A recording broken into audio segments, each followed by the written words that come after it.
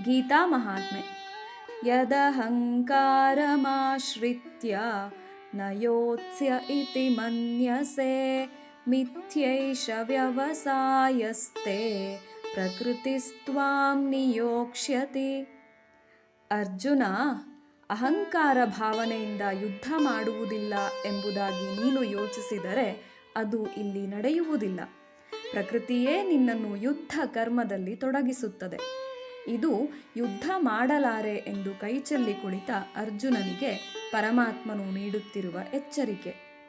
ಅಹಂಕಾರದಿಂದಲೇ ಮನುಷ್ಯನು ಜೀವನದ ಅನೇಕ ವಾಸ್ತವಿಕತೆಗಳನ್ನು ತಿಳಿಯಲಾರನು ಹಾಗೂ ತನ್ನೊಳಗಿರುವ ಎಷ್ಟೋ ಸ್ವಭಾವಗಳೂ ಸಹ ಆತನಿಗೆ ಗೋಚರಿಸುವುದಿಲ್ಲ. ಏಕೆಂದರೆ ಸ್ವಭಾವವು ಹಿಂದಿನ ಅನೇಕ ಜನ್ಮಗಳ ಸಂಸ್ಕಾರಗಳ ಮೊತ್ತ. ಕೆಲವು ಸಂಸ್ಕಾರಗಳು ನಮಗೆ ಗೊತ್ತಿಲ್ಲದಂತೆ ನಮ್ಮೊಳಗೆ ಇರುತ್ತವೆ. ಅವು ಸಂದರ್ಭ ಒದಗಿ ಬಂದಾಗ ತೋರಿಸಿಕೊಳ್ಳುತ್ತವೆ. ಬಹುಶಃ ಅರ್ಜುನನಿಗೆ ಈಗ ಹಾಗೆಯೇ ಆಗಿದೆ. ಯುದ್ಧದ ಸಂದರ್ಭದಲ್ಲಿ ಅವನ ಮನಸ್ಸಿಗೆ ಆವರಿಸಿದ ಶೋಕ ಮೋಹಗಳಿಂದ ತನ್ನ ನಿಜ ಸ್ವಭಾವವೇ ಆತನಿಗೆ ಮರೆತು ಹೋಗಿದೆ. ಆದ್ದರಿಂದಲೇ ತಾನು ಯುದ್ಧ ಮಾಡುವುದಿಲ್ಲ, ಸನ್ಯಾಸಿಯಾಗುತ್ತೇನೆ ಎಂದು ಹೇಳುತ್ತಿದ್ದಾನೆ. ಇದನ್ನು ಭಗವಂತ ಈ ಶ್ಲೋಕದಲ್ಲಿ ಖಂಡಿಸುತ್ತಿದ್ದಾನೆ. ಮಿಥ್ಯೈಷ ವ್ಯವಸಾಯಸ್ತೆ ಎಂದರೆ, ಅರ್ಜುನ, ನಿನ್ನ ಆಲೋಚನೆ ಅರ್ಥವಿಲ್ಲದ್ದು.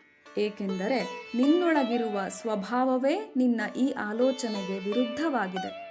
ಆ ಸ್ವಭಾವವೇ ನಿನ್ನನ್ನು ಯುದ್ಧದಲ್ಲಿ ತೊಡಗಿಸುತ್ತದೆ ಎಂದು ಭಗವಂತ ಅರ್ಜುನನಿಗೆ ಅವನ ಕರ್ತವ್ಯ ಪ್ರಜ್ಞೆಯನ್ನು ನೆನಪಿಸುತ್ತಾನೆ. ಅರ್ಜುನನಿಗೆ ಈ ರೀತಿ ಪ್ರವೃತ್ತಿಯುಂಟಾಗಲು ಮುಖ್ಯ ಕಾರಣ ಈಶ್ವರ ಪ್ರೇರಣೆ. ಇದರಿಂದ ಆತ ತನ್ನ ಪ್ರಕೃತಿಗನುಸಾರವಾಗಿಯೇ ವರ್ತಿಸುತ್ತಾನೆ. ಸ್ವಭಾವಕ್ಕೆ ಅಥವಾ ಪ್ರಕೃತಿಗೆ ಪೂರಕನಾಗಿ ಈಶ್ವರನು ಎಲ್ಲರಲ್ಲಿಯೂ ಇದ್ದಾನೆಂಬುದು ಈ ಶ್ಲೋಕದಲ್ಲಿ ವೇದ್ಯವಾಗುತ್ತದೆ.